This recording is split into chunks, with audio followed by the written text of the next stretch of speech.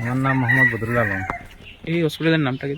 এই হসপিটালের নাম হইল লাঠিমারা আত্মীয় স্বাস্থ্য কেন্দ্র। এই যে এখানে ক্যাপসাইড হয়েছে ঘরটা, ক্যাপসাইড হয়েছে মানে খামর মান নিশ্চয় ভালো হয়েছে না, এর গতিকে মানে এই জোটা যে হয়েছে আর ইট পাথর বালুর কোয়ালিটি কিরকম?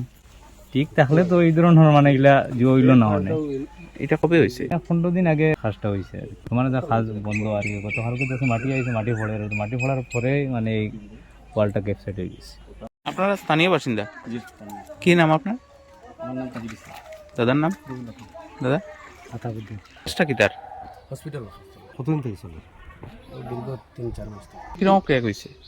এটা জানি না, তারা কাজ করছে তো কিরকম চলাকালীন অবস্থায় ফাটি কবে হয়েছে এটা? কাজটা কে করে? কন্ট্রাক্টর লাঠিমারা টু একটা দিয়েছে। দাদা এটা ইট কয় নম্বর জানেন নি?